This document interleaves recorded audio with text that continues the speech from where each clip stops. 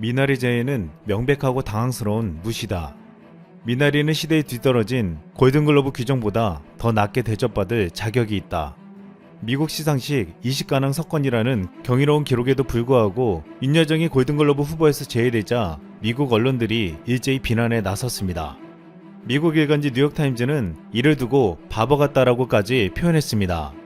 미나리는 작품상과 감독상, 각본상을 비롯해 여우 조연상 등 배우 부문 후보에 이름을 올릴 만한데 모두의 예상과 달리 어이없는 결정이 나왔다고 비판한 것입니다.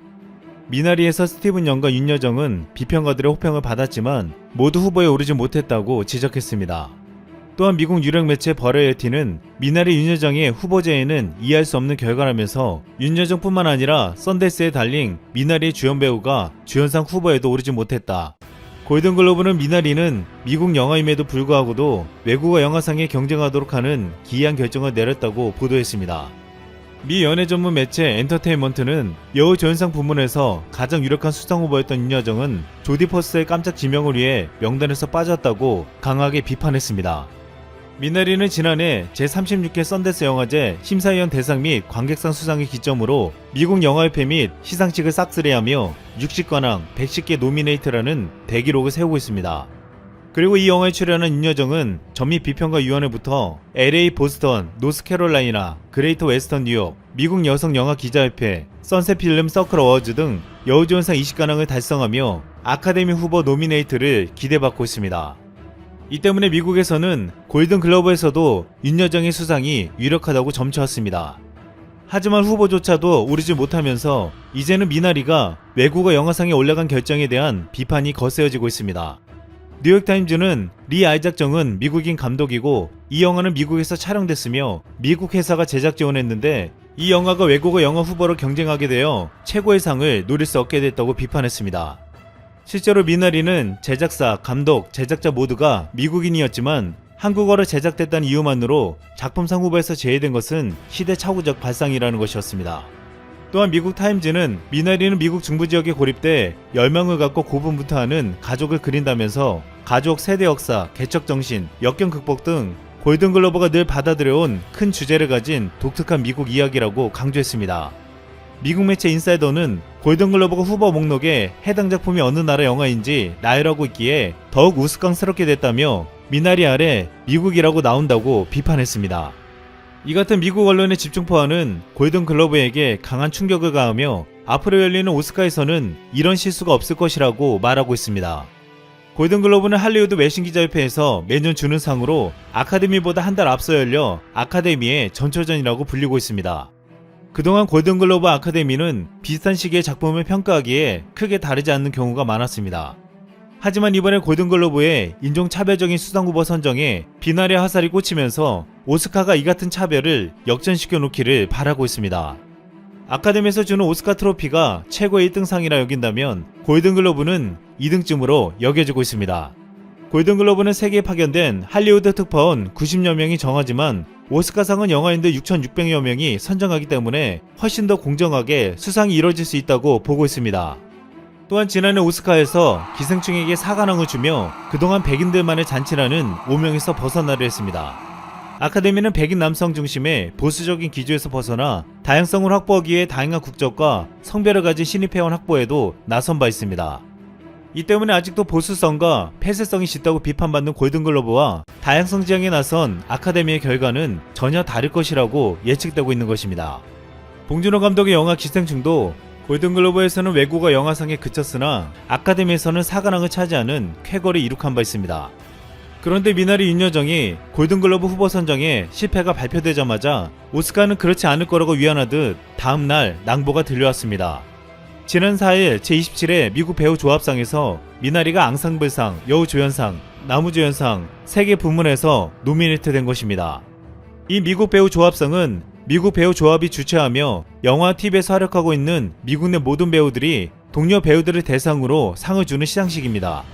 수상작 선정에서 아카데미상을 주관하는 미국 영화 예술 과학 아카데미와 유사성이 높기 때문에 골든글로브 및 크리스틱 초이스 시상식보다 훨씬 더 높은 확률로 오스카 연기상 수상자와 일치하고 있어 미리 보는 오스카라고 불리고 있습니다.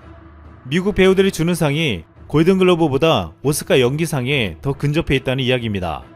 미국 연예 전문 매체 엔터테인먼트 투나인 역시 윤여정의 여우조연상 후보 탈락은 이변이라고 말하며 미나리는 작품상이 아닌 외국어 영화상 후보로 지명할 때부터 문제가 됐다고 지적했습니다. 또한 이 매체는 특히 유력 후보인 윤여정의 여우조연상 탈락은 말이 되지 않는다. 이는 골든글러브가 미나리 전체를 무시한 데 이은 것이라며 골든글러브의 실수를 오스카가 바로잡고 정의를 구현할 것이라 확신한다고 덧붙였습니다.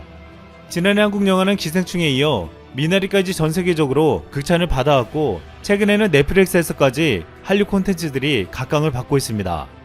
여기서 전 세계 유튜브에서 가장 많이 본 한 한국 영상도 화제가 되며 재평가되고 있습니다. 바로 아기상어입니다. 한국의 동일 콘텐츠 기업 스마트 스터디의 핑크퐁 아기상어 체조는 무려 78억 뷰로 유튜브 사상 최대 조회 기록을 매일 쓰고 있습니다. 164개국에서 출시된 170여 종의 모바일 앱은 2억 5천만 다운로드를 기록하며 112개국 스토어에서 교육 분야 매출 1위에 올랐습니다. 또한 미국 빌보드 핫백 차트에 아기상어가 20주 연속 오르고 영국 오피셜 싱글 차트 6위에 오르기도 했습니다. 지난달 핑크퐁 아기상어 애니메이션은 미국 넷플릭스 영화 부문에서도 랭킹 5위에 올랐습니다. 그동안 한류 콘텐츠는 K-팝을 비롯하여 드라마, 영화 등이 줄을 잃었지만 이제는 동요까지 전 세계에서 열광하게 만든 것입니다. 아기상어를 만든 이순규 부사장은 아기상어 원곡이 북미적 전래 동요인데 마치 백설공주 잔혹동화처럼 슬픈 느낌의 원곡에 요즘 사람들이 좋아할 만한 비트와 후렴구를 넣었다고 했습니다. 또한 무엇보다 음악에 K-팝적인 느낌을 넣어 아이들이 몸을 움직일 정도로 흥겹게 만들었습니다. 이 같은 전략으로 만든 아기상어는 유튜브라는 플랫폼을 통해 전 세계로 확산되었습니다. 또한 예상치 못하게 아기상어가 폭발적으로 뜨면서 대부분의 노래처럼 짧은 기간 내에 사라지지 않게 하기 위해 모든 콘텐츠에 새로움을 더하려고 했고 음악적으로 국악 버전, 캐롤 버전 등을 만들었습니다. 올 봄에는 세계 최대 키즈 채널인 니켈로니언과 공동 제작한 TV 애니메이션 베이비 샤크 빅쇼도 나올 예정입니다. 지난 연말 북미 지역에서 방송된 크리스마스 스페셜 영상은 이미 북미 케이블 TV 유아동 분야 주간 시청률 1위를 기록한 바 있습니다. 미 프로야구 메이저리그 워싱턴 내셔널스는 승리를 부르는 응원가로 아기상어를 선택했습니다. 놀랍게도 2019년 워싱턴 내셔널스는 월드시리즈 우승을 했는데 많은 이들은 아기상어 노래에 맞춰 흥겹게 노래 부르고 춤추는 힘이 컸다고 말했습니다. 이렇게 아기상어 신드롬은 유튜브 공연장을 넘어 미국에서 확산되는 큰 놀라움을 주었습니다. 한 전문가는 미키마우스, 곰돌이프, 엘사 공주를 낳은 백년 캐릭터 왕국 미국에서 한국 캐릭터가 새 우상이 되었다며 기적같은 일이 벌어졌다고 했습니다. 지금 이렇게 K-팝을 비롯한 한국 영화, 한국 드라마, 이제는 K-동요까지 한류 콘텐츠는 미국을 포함해 전 세계로 퍼져나가고 있습니다. 지금 전 세계에 자연재해가 잇따르면서 반도체 고정거래가가 폭주를 하고 있습니다. 차량용 반도체가 물론 중심에 있다고 볼 수도 있지만 이번에 미국 텍사스에 불어닥친 역대 최강의 한파를 예로 들자면 삼성전자 오스틴 공장의 가동이 중단된 가운데 칩셋 공급 부족으로 SSD, Solid State Driver의 가격이 인상될 수 있다는 전망이 계속해서 속속 나오고 있습니다. 삼성전자의 오스틴 파운드리 S2 공장의 가동 중단으로 인해서 이 Solid State Drive용 컨트롤러 칩셋의 리타임, 그러니까 조달 시간의 증가가 가격 인상 요인으로 작용할 수 있다라는 보고서가 계속해서 나오고 있어요. 이 삼성전자가 오스틴 팹에 14나노에서 40나노 정도 사이에 있는 낸드 플래시 그리고 SSD용 컨트롤러 칩셋을 여기서 생산해 왔거든요. 이게 지금 생산이 멈춰져 있고 지금 오스틴 공장은 재가동 시점이 애매한 상황입니다. 당연히 재가동 하겠죠. 한파는 멈출 거고 재가동을 할 겁니다. 근데 언제 재개하느냐의 시점 문제인데 전력과 지금 수도 쪽의 동파 그리고 전력의 공급 면에서 뭐 병원이라든지 지금 사람의 생명이 왔다 갔다 하는 곳을 먼저 복구를 하고 그 다음에 이제 삼성전자 이런 공장으로 오는 거니까 그래도 삼성전자가 이 오스틴 내에서 꽤나 그 큰 뭐 수도로 친다면 가장 많은 물을 사용하고 전력도 많이 사용하고 하다 보니까 우선순위에 두고 일단 일이 진행이 될 거는 같습니다만 시간이 걸리는 건 어쩔 수 없죠. 사람의 생명이 우선이니까요.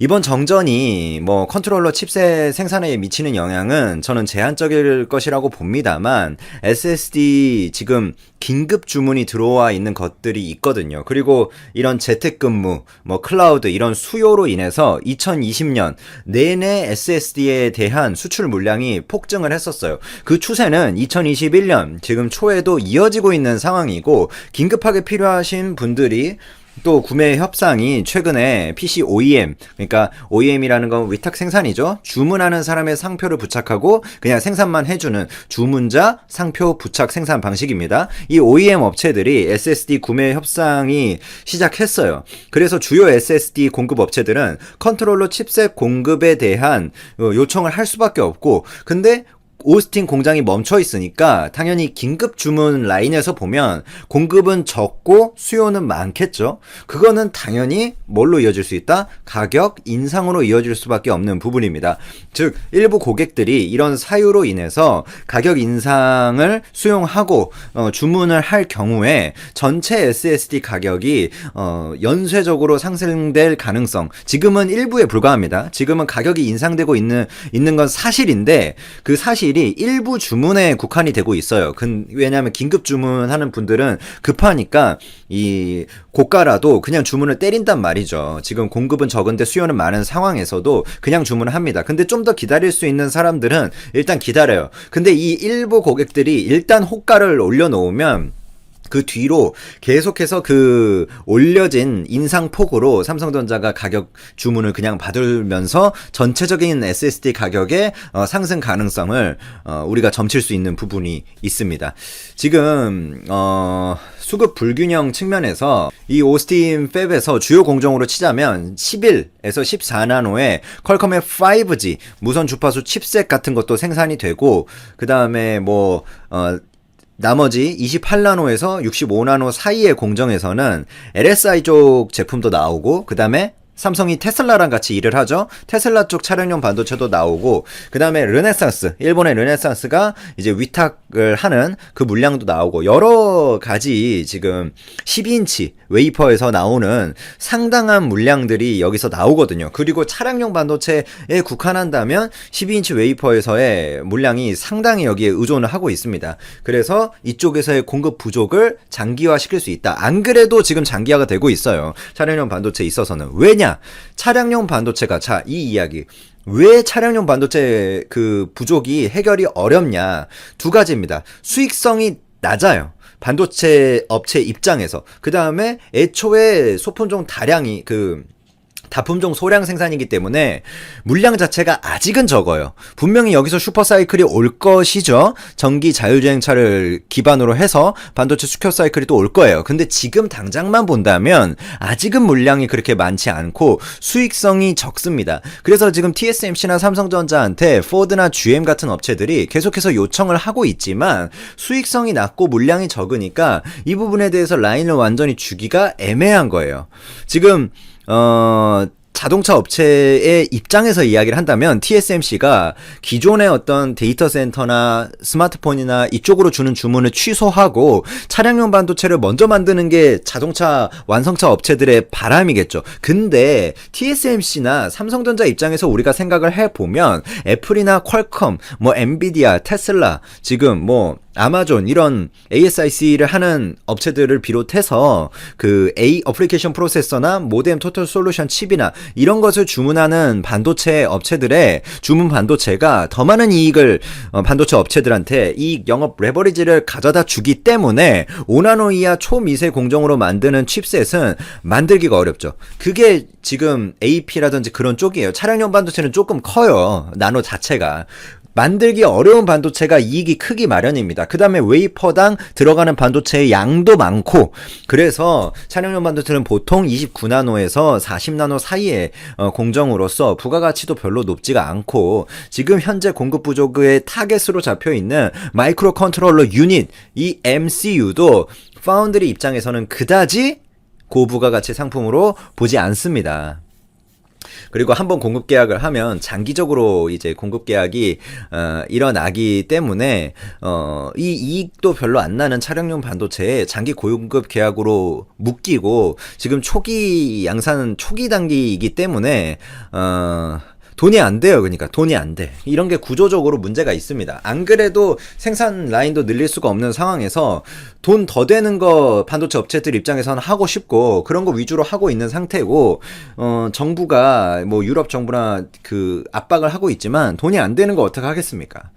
자, 요 정도이고 자, 두 번째 주제가 이거예요. 갤럭시 S21 울트라 5G가 영국에서 위치라는 데서 소비자 전문지예요. 평가를 했는데 설문조사를 통해서 영국 시민이 그러니까 평가를 한 거죠.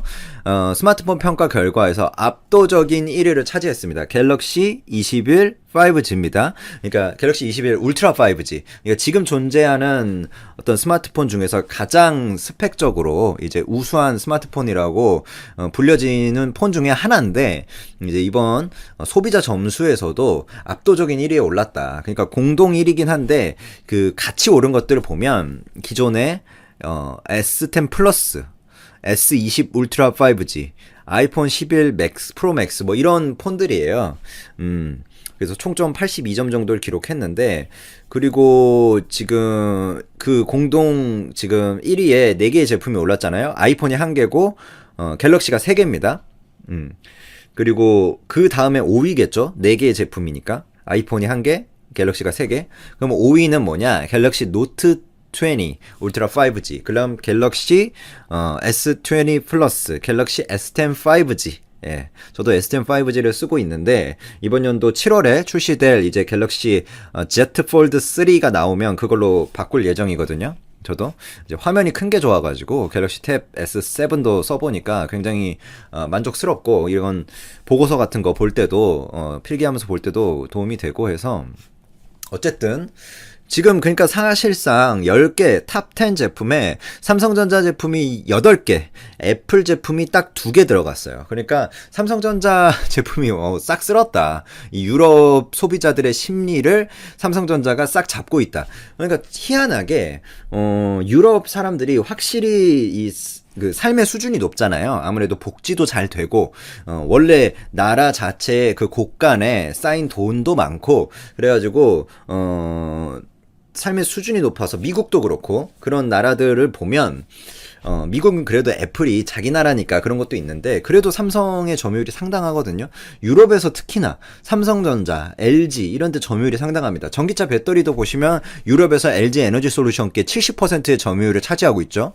그리고 스마트폰도 보시면 삼성이 압도적인 점유율을 차지하고 있어요. 가전도 보시면 이제 LG를 중심으로 해서 삼성도 포함해가지고 유럽이나 미국을 휩쓸고 있어요. 근데 중국이라든지 뭐 이제 저기 아프리카 뭐 인도 이런 데를 보면 인도도 아직은 생활 수준이 그렇게 높지가 않죠. 보면 그렇게 삼성이나 LG 같은 회사의 그 순위가 높지가 않습니다. 그게 보면 좀 뜯어보면 아직은 그 구매력이 거기까지 올라오지 않은 거예요. 근데 일본 같은 데는 또 특이하게 삼성의 점유율이 낮아요. 이거는 국민의 감성 같은 게 반영이 된 거죠. 아, 삼성은 좀 이러면서. 근데 최근에는 삼성 스마트폰이 일본에서 그래도 3위에 올랐죠. 지금. 3위에 올랐어요. 이제 하나만 그 샤프만 제치면 일본에서 삼성이 이제 2위입니다. 애플에 이어서 2위로 올라가는 게 이제 곧이에요. 갤럭시라는 상표를 달고 지금 올라가고 있죠. 그래서 삼성은 합리적인 가격에 좋은 스마트폰을 제공하는 스마트폰만 보면 업체이기 때문에 결국에 이런 경쟁력을 가지고 있고 유럽 같은 시장, 미국 같은 시장을 보면 우리가 예측할 수 있는 부분이 있습니다. 인도 같은 시장이 향후에 이제 급속하게 성장을 하게 될 텐데 중국같이 물론 자국을 막 이제 밀어주고 캐시백 해주고 이런 말도 안 되는 구조를 가지고 있는 나라는 중국밖에 없어요. 그러니까 인도가 정상적인 틀로 가면 그리고 중국을 배척하는 반 중국 정서도 일단 깔려 있고 그래서 인도가 이제 경제 성장을 결국엔 타고 갈 텐데 5년 10년 계속 타고 갈 거예요. 경제 성장을. 그러면서 GDP가 올라가면 사람들이 돈이 많아지겠죠. 그러면 어떤 길을 갈까요? 당연히 유럽이나 미국이나 우리나라나 뭐 이런 일본 같은 길을 갈 거예요. 그런 길을 가게 되면 돈이 사람들이 여유가 풍족하고 구매력이 올라왔을 때 합리적인 가격에 훌륭한 스마트폰을 선택할 수밖에 없고 그런 측면에서는 사실은 삼성이 지금 압도적이다. 삼성의 경쟁력이 이렇게 볼 수 있을 것 같습니다. 애플도 잘해주고 있고요. 뭐 이 정도로 마무리하겠습니다. 감사합니다.